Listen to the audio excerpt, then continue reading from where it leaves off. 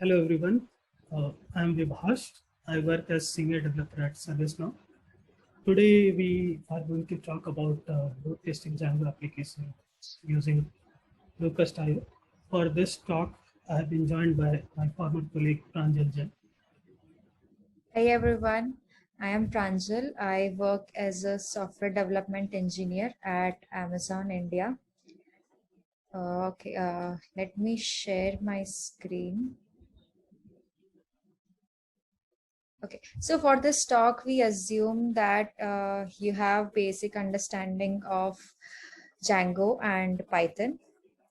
Okay, so I came to know about Locust.io when I was working on a web application sometime back.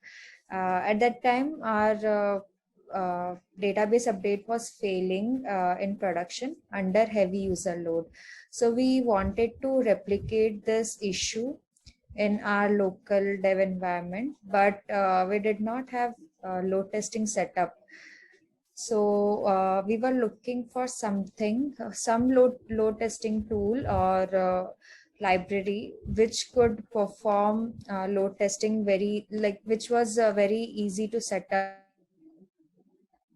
up and did not require much perfectly load testing with Locust.io perfectly fits in this. In Locust.io, we can write Python scripts, run our tests, and get the results easily. Okay. So one principle that I truly believe in is you cannot improve what you cannot measure. And load testing is a phase in software development cycle, which perfectly fits in this, which is very closely related to this principle. Okay. So, load testing and stress testing come under the umbrella of performance testing. In performance testing, we evaluate our system, our application, and get some metrics on speed and scalability of our system, response time of our application, software and hardware resource usage. So in load testing, we check how much load our application can handle. So the goal is not to find out any bug in our application or our system, but to eliminate the bottlenecks.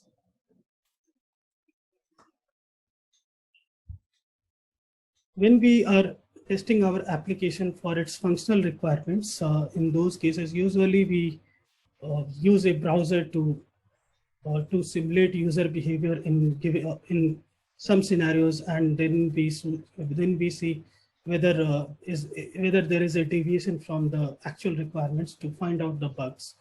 But in case of performance testing and subsequently load testing, we don't have any browser, so we cannot actually check the UI. So what we do is these types of tests are performed at protocol level. In these cases, we try to measure that what is the maximum capacity of the system. Say if we are trying to determine the maximum upper limit of the number of users systems can handle. In these cases, we won't be considering, say, actions which are performed by browser like JavaScript execution and all those. So Locust.io provides us similar features. It allows us to do the load testing of web applications and APIs. It's an open source tool, and as Pranjal mentioned, that we can write our tests in Python. That's where our main advantage is.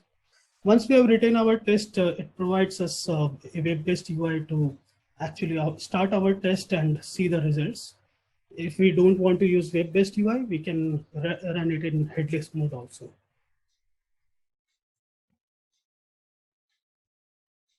Setting up Locust.io is fairly simple. We need any version of Python which is below 3.9. It does not run with Python 3.9 and above. All we have to, if you want to install it, all we have to do is just run pip install locust command, in our virtual environment. Once Locust.io is installed, next step is to write a locust file.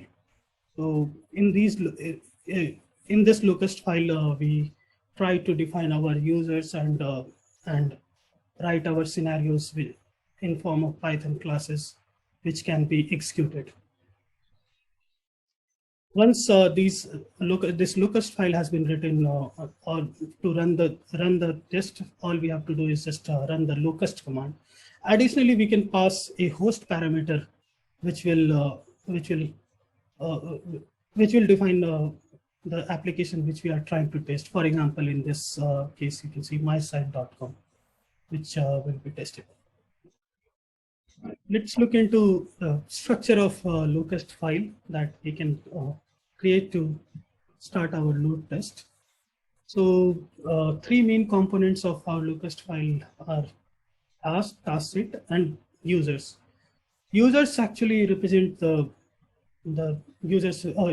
Object of a user class represent the users that we are trying to generate during our load test. So these users will perform certain tasks for a particular scenario. We can group these tasks to actually represent a particular scenario that we are trying to test. So these users are, when we are actually running the load test, these users are generated randomly, and based on the scenarios that we have written, the tasks are performed. But additionally, in real life scenario, what happens that it may happen the users won't be going through different scenarios in equal proportion. It may happen that some of the operations are performed more frequently than other. So if you want to divide those tasks or scenarios in some sort of proportion, Locust.io provides that option. So let's look into this piece of code where we have defined two tasks, one at line number 6 and another at line number 10 using task decorator. And additionally, we have provided a parameter. So this parameter 3 and 5 actually represent the weight of the task. It just means that these tasks will be executed in the proportion of 5:3. Okay, let me show you a quick demo for Locust.io. So for doing load testing, we have developed a very basic Django application, which is having some basic operations like login, logout, and a scenario where a user can see the questions and they will be given 4 choices and they can select one of the choice and submit their answer. The answers will be recorded and the scores will be calculated and shown on the dashboard. So we have one more feature in this, that is dashboard. So I'll show you what all things we have included in our locust file to do the load testing on this basic Django application. So as told earlier, we have a user class that is class website user here. So this is a simulated user, and this will generate the load. Next, we have a user behavior class, which is a collection of all the tasks that is it is extending task set. So in the task, we have few things like few methods like on start and on stop. So as the name suggests, on start method will perform all the things that we need to do before we start doing load testing on our application. So here I'm performing a login operation on start. So as it makes sense, before trying to test load on my Django application, I want to log into my application. Next thing, on stop method. So on stop, I'm performing. We looked into one scenario where user was able to log in and fetch fetch questions and post responses for those questions. So we perform load testing for that particular scenario. Let's look into another scenario where user will log in and view the dashboard. So for creating a separate scenario, we could have created a separate task set. Uh, in this file, we have not created a separate task set. Instead of that, we have included one more task at line number 31, where we have a method get dashboard. Okay. If you wanted to create a separate task set, we could have just included it in at line number 41. Okay. Okay, so for now we will just we have just uncommented the get dashboard method, and since we will comment out get question post answer methods so that it is not included in our scenario. So let's start our load test again and see what are the results that we are getting. So we have started our load test with 50 users at same spawn rate of 10. Slowly users have increased and now it's up to 50. So if you can see that we are getting some requests for dashboard also. So far there are around 120 requests with median time of 23 millisecond, and 90th percentile is 730 milliseconds, which means that 90% of requests are under this time. Average response time is 183 millisecond and minimum is 11. Okay. We will run this test for, I guess, wait till 400 or 500 requests.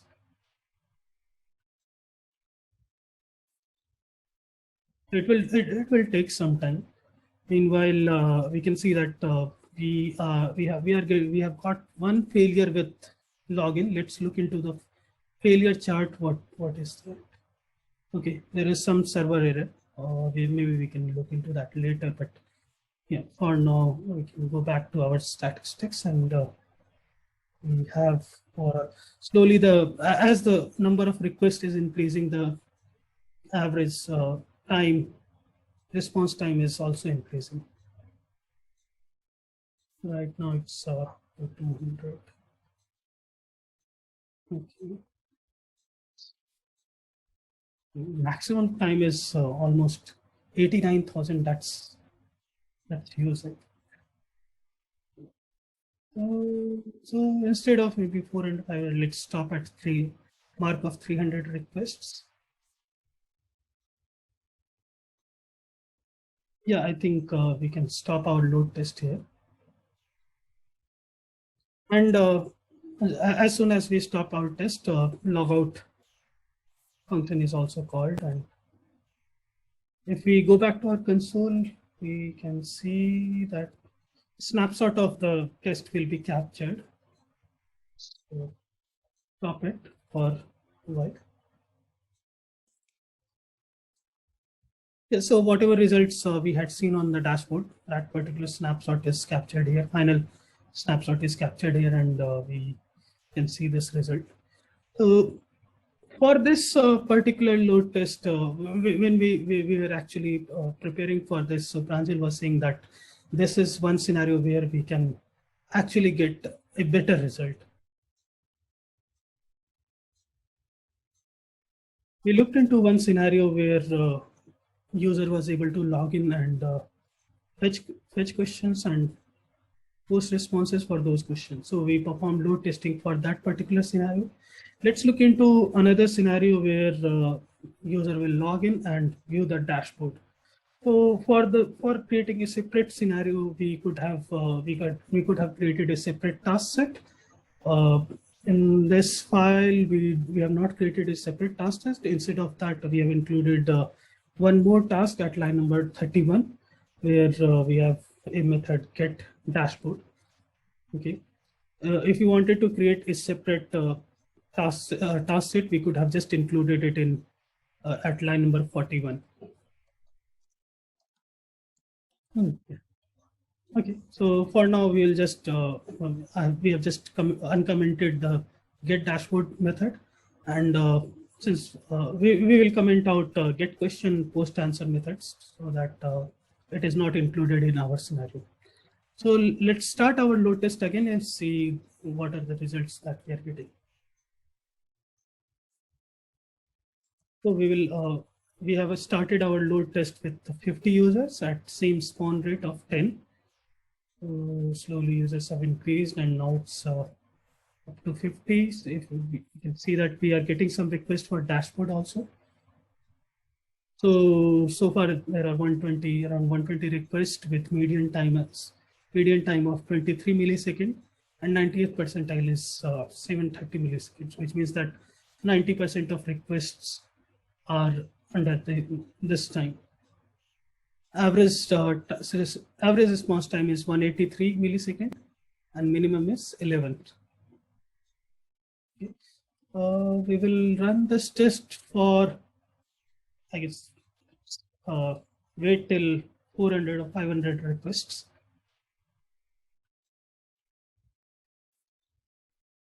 It will take some time. Meanwhile, we can see that we have got one failure with login. Let's look into the failure chart. What is that? Okay, there is some server error. Maybe we can look into that later. But yeah, for now we can go back to our statistics, and we have slowly as the number of requests is increasing, the average response time is also increasing. Right now it's 200. Okay. Maximum time is almost 89,000. That's using. So instead of maybe 400, let's stop at mark of 300 requests. Yeah, I think we can stop our load test here. And as soon as we stop our test, logout function is also called. And if we go back to our console, we can see that snapshot of the test will be captured. So stop it for a while. Yeah, so whatever results we had seen on the dashboard, that particular snapshot is captured here. Final snapshot is captured here, and we can see this result. So for this particular load test, when we were actually preparing for this, so Pranjal was saying that this is one scenario where we can actually get a better result. So so we looked into that part. Let's check what we have actually done in our views.py file and models. So basically in this in this get method, in this get method, we are just fetching all the test objects and returning it with the template. So let's look into the structure of test model class. So test model class has a foreign key reference for users, some other fields like created date, end date, total time score, and active. This user class. So for this particular user class, since what is happening is when Okay, so we have our Django application up and running, our local server up and running, and we perform load testing on our application under multiple scenarios. So we did load testing for 50 users, but what if we want to increase the load on our application and increase the number of users to maybe say 500 or thousands or many more? So in this case, a single machine might not suffice. So for this, to perform, to test scalability of our system and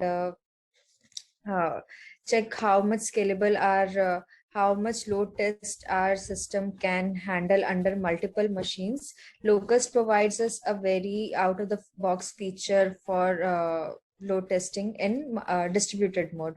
So for this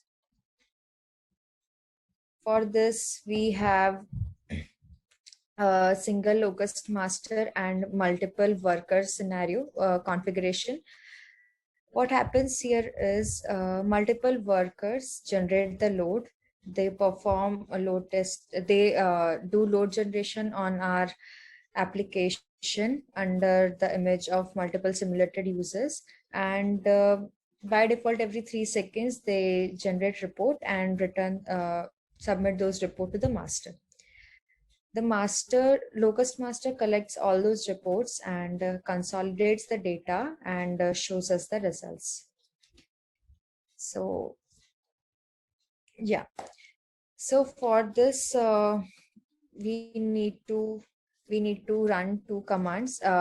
First of all, we need two locust files, one for master and one for worker. Those can be in at same machine or maybe different virtual machines or whatever. And we need to run the master command and mention the host of our application, and the worker command, which will run workers, and you need to link it to the master host. So you need to provide the host of your master.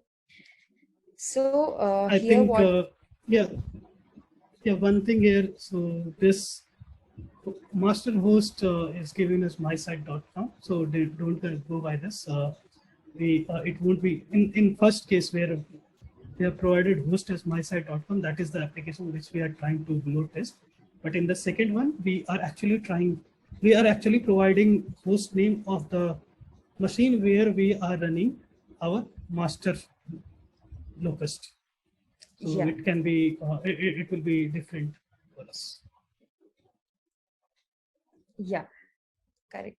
So to perform distributed load testing, we have run our applications in EC2 instances, and yeah, so one for master, and we have run multiple workers here. As you can see, this is the dashboard for distributed. It's everything is same, just that you can check here the multiple workers are mentioned. Right now we have 2 workers running.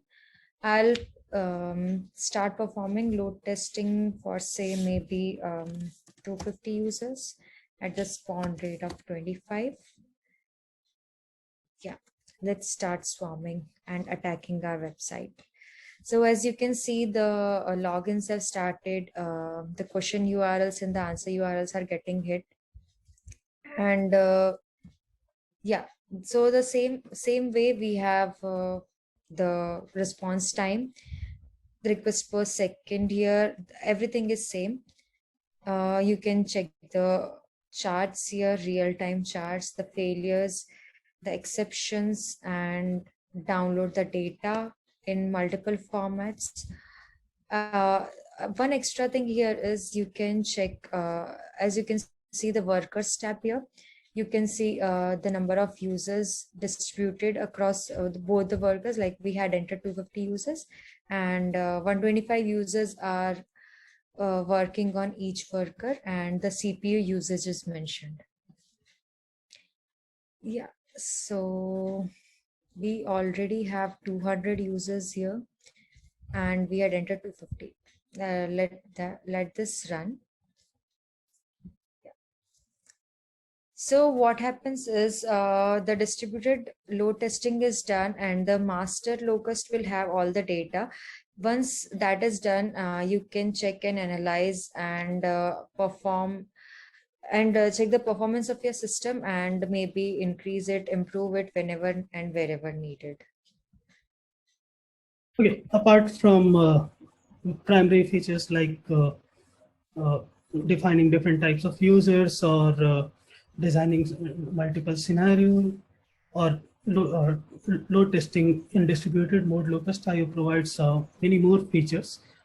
Some of these features are like, right now we have seen load testing for HTTP protocols. If you want to do the same for other protocols, Locust IO can be extended for that also. If you want to change the client, that can also be done. So all these are documented on the official documents site. Link has been provided. We can see the link on this particular slide. So if you find this interesting, do visit the documentation and explore more. If you have any question, you can reach out to us on these email IDs. And if you have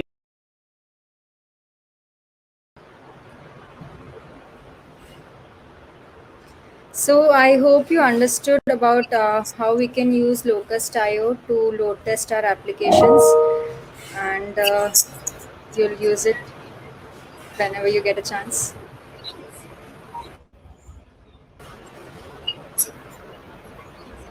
Okay, so Amit has one question that what do you recommend for testing, say, a normal laptop, or how many users can we test? And how will we know if the delay is our machine or application via CPU or network?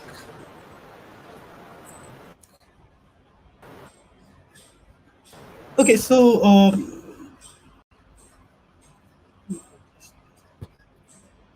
So Amit, to answer this, you can use as many users as you want. As this is load testing, we want to check how many users our application can handle. And for each request, it will the Locust.io dashboard will show the CPU usage and the response time and request per seconds.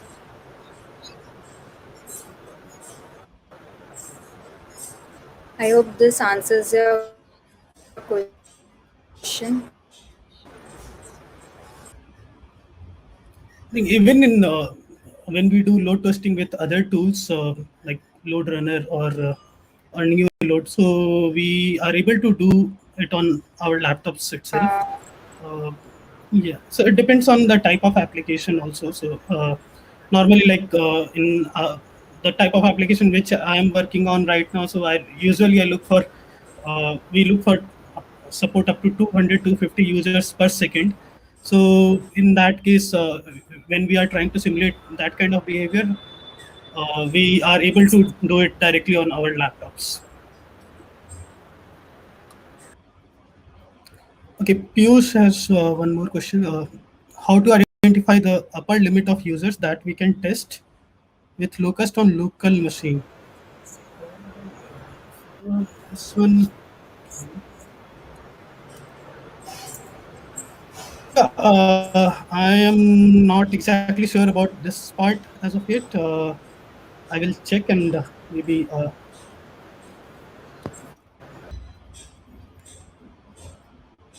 Okay, so if we are trying to test any particular scenario, so in that case, what we usually do is there are two ways. Either if we have already faced similar scenario, then in that case we use prior experience to decide number of users for load testing.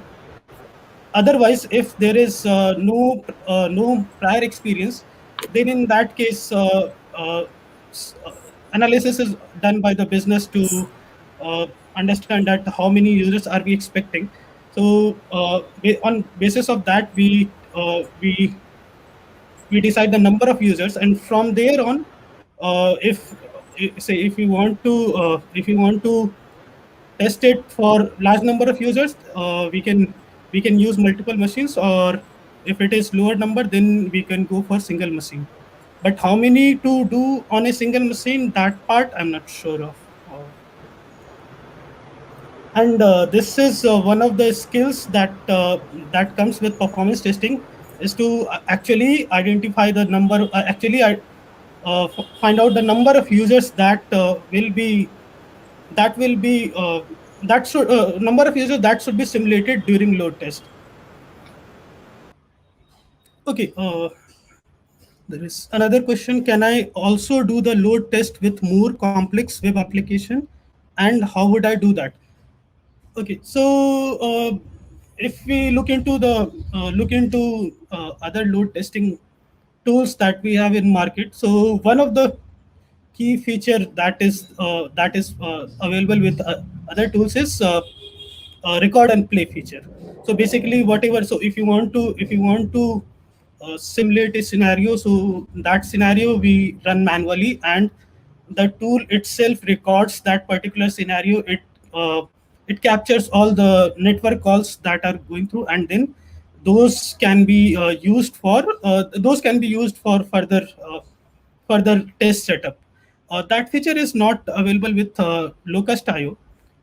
If we are able to, if there are alternatives, we can, if we are able to capture the network calls for a particular scenario, then in that case, after record and play, we run into first is scenario design. For a scenario design, then for a particular scenario, we want to do parameterization, correlation, these things. So for any complex application, as long as if we are able to do these three things, I think we can continue with the load testing. So scenario design, parameterization, correlation, all three can be done with Locust.io also. Like we mentioned in the video, for scenario design, we can create multiple task sets, and they actually divide our entire flow into different tasks, group into task set, and then those task sets can be used as can be used to actually simulate a particular scenario. So once that is done, once that is done, then after that we would want to, if we want to make it closer to real time. So in that case, we would like to have like different weights for particular tasks, or even for the users. So I think different weights for users, that was not mentioned, but that also we can do. So that helps in us in modeling the test closer to real time. What apart from that, I mentioned parameterization, where say if we want to, like we had shown that if we want to get CSRF token, so that can be one parameter for a particular user. So that can also be configured, since we are using Python here. So we can directly code all those things. uh, and then we can have, say, if we want to test with 200 users, then in that case, if we can have uh, 200 user credentials, and then keep it in a list, and use that list to actually assign users to different types of scenario, or even if you want, we can divide it into percentages, and try to simulate complex flows.